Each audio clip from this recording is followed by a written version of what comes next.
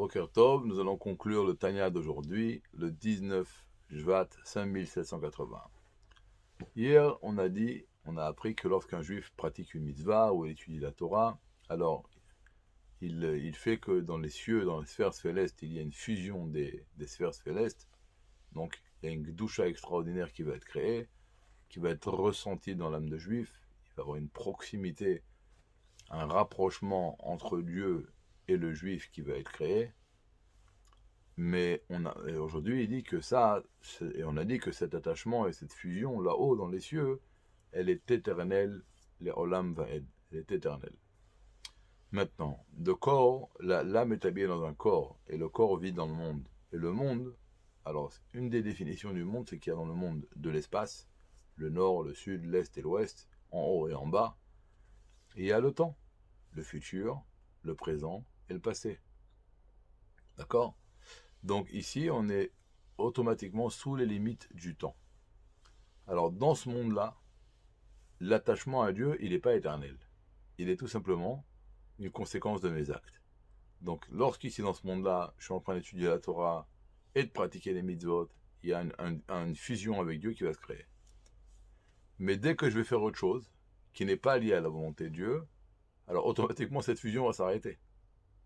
Automatiquement cet attachement va s'arrêter, cette proximité à Dieu va être coupée, et donc j'aurai beaucoup de difficultés, pratiquement ce sera impossible, parce que ça n'existe pas à ce moment-là, de ressentir Dieu, la proximité de Dieu dans mon âme. Maintenant, qu'est-ce qu'il faut faire pour que ça s'arrête, cette fusion ? Alors, il faut savoir une chose. Si par exemple, j'ai été à la synagogue le matin, après j'ai étudié un petit cours de Torah, on a bu le café, on a mangé le croissant, hein, et après on va travailler. Ça n'arrête pas la fusion. Parce que travailler, c'est aussi une partie du service de Dieu. On peut travailler les Shem Shamaim. D'accord ? On va travailler pour amener par à sa femme et ses enfants, pour faire le kavod de Shabbat, pour éduquer les enfants dans la Torah, pour acheter un cadeau à la femme à Rosh Chodesh ou d'aller dans les fêtes, et pour vivre, pour donner la tzedaka, pour inviter des gens à la maison, des pauvres, etc., etc. D'accord ? Même si maintenant je vais manger, ça n'arrête pas la fusion. Je mange pour prendre des forces pour servir Dieu. Même si je vais me reposer, c'est pas interdit. Je me repose pour régénérer mes forces, pour servir Dieu. Alors quand est-ce que cette fusion va s'arrêter ? C'est quand je vais commencer à faire des choses qui n'ont aucun rapport avec le service de Dieu. Ça, je vais faire des faits, même manger ou boire ou quoi que ce soit, mais je vais le faire sans aucune intention divine. Alors là, effectivement, je vais me séparer d'Akadosh Baruch Hu. Là, cette fusion va s'arrêter. Maintenant, il faut savoir une chose. Les sages sont bien conscients que l'être humain vit dans un monde, il a des faiblesses. Il a à un tel point que le Talmud, dans le traité de Baba Batra, dit qu'il y a 3 péchés qu'un homme ne peut pas arriver à ne pas faire tous les jours. Un d'entre eux, c'est de parler avak la shonara, de la poussière de la shonara, de ne pas avoir des pulsions qui vont monter du cœur au cerveau, et le inyan de iyun fila, d'être complètement plongé dans la tfila. Ils sachent que c'est dur. Ça implique automatiquement que les sages sont bien conscients que c'est très très difficile de se préserver du péché de Bitul Torah, d'être chaque seconde qu'on va avoir de libre, de l'utiliser au profit de l'étude de la Torah. D'ailleurs, dans le traité de Brachot, dans le même Talmud, la Gemara dit que si un homme a des souffrances qui viennent sur lui, qu'il vérifie ses actes pour voir d'où viennent ces souffrances. S'il a cherché, il ne l'a pas trouvé, qu'il sache que c'est à cause parce qu'il a fait une annulation de l'étude de la Torah. Donc c'est possible qu'on l'ait annulé et on n'est même pas conscient tellement que c'est dur de se préserver de ce péché. Donc on va avoir constamment des moments où on va faire du bitul Torah.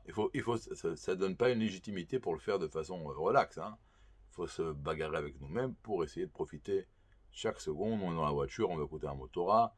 On va être dans le bus ou dans le métro, on va prendre avec nous un Tehillim. D'accord ? On va essayer au maximum de faire ce qu'il y a à faire. Mais on tombe malheureusement. Alors cette fusion avec Dieu va se couper, la proximité à Dieu va se couper, alors qu'est-ce qu'on va faire ? Mais ces mêmes sages, c'est eux qui ont fait la prière. Et dans le Noussach de la prière, dans le texte de la prière, ils ont demandé là-bas, ils ont inscrit qu'on va 3 fois par jour dire à Dieu « Slach lanu Hashem », pardon Hashem. Et le Admour Adkan dit que cette bracha, cette bénédiction, a été instaurée pour demander à Hashem pardon sur l'annulation de la Torah. Tout simplement. Alors moi, j'ai une question à vous poser. Une question que l'Admoraken va poser. Si le matin, alors il faut savoir que la prière, elle est à la place du sacrifice du korban atamid qu'on amenait un le matin et un le soir. Celui du matin venait expier toutes les mitzvot positives que nous avons annulées toute la nuit. Et celui de l'après-midi, celle du jour. D'accord? Maintenant, on a appris dans les Grot HaTshuva que lorsqu'un homme annule une mitzvah tassée, dès qu'il demande Tshuva à Hachem, Hachem lui pardonne. Alors le matin, on demande à Dieu pardon sur l'annulation de la Torah de la nuit. Après, à Mincha, on lui demande pour celle de la journée. Et à Arvit, on recommence. Alors, ça ne voudrait pas peut-être dire, hein, c'est pas un problème, ça veut dire pertinemment je prie le matin, et je sais qu'à Mincha, je vais redemander. Et après, je sais qu'à Arvit, je vais redemander pardon. Donc ce ne serait pas une faute préméditée a priori. Je sais que je vais faire Bitul Torah, donc après à Mincha, je vais réintérer ma demande. Et puis après, encore une fois, à Arvit, je vais réintérer ma demande, que Dieu me pardonne sur le Bitul Torah. Alors pourquoi ça pourrait poser un problème? Parce qu'il y a un principe qui s'appelle Erta Ve'achov. Ça veut dire, je dis, je vais faire un péché, et après je vais faire Tchouva. Alors là, c'est écrit qu'un homme qui se comporte comme ça, Dieu, il pourra toujours faire Tchouva, mais Dieu ne va pas lui faciliter la tâche. Dieu, il n'aime pas ça. D'accord? Donc, a priori, ce ne serait pas un prémédité, là. C'est un meurtre prémédité, quoi. Je dis à Shaharit, je demande pardon à Dieu sur le Bitul Torah de la nuit, en sachant pertinemment qu'à Mincha, je vais réintéresser ma demande. Alors, Admo dit c'est non. On vient d'expliquer que c'est une avéra de laquelle il est très dur de se sauver. C'est quoi Erta Ve'achov? C'est un homme qui je vais fauter, je vais faire Tchouva. C'est quoi? C'est voilà. J'ai un péché qui est en face de moi. Par exemple, faire un avéra ou annuler une mitzvah. Mais je peux me retenir. Je peux me retenir. Je peux dominer mon état à ce moment-là. Si c'est un péché, je peux lui dire non, je ne vais pas le faire. Si c'est une mitzvah politique, je peux dire non, je vais le faire. Je ne vais pas me laisser aller, je vais le faire. Mais quand même, je ne vais pas le faire. Pourquoi je ne vais pas le faire? C'est pas grave, je le fais pas, après je fais tchouva. Ah, ça, c'est Erta Ve'achov. Ça, c'est Erta Ve'achov. Et là, Dieu, il n'aime pas ça. Et là, Dieu il va rendre la tâche difficile pour faire tchouva. Mais là, c'est pas Erta Ve'achov. C'est je suis tombé, parce que c'est un truc qui est très dur à se préserver.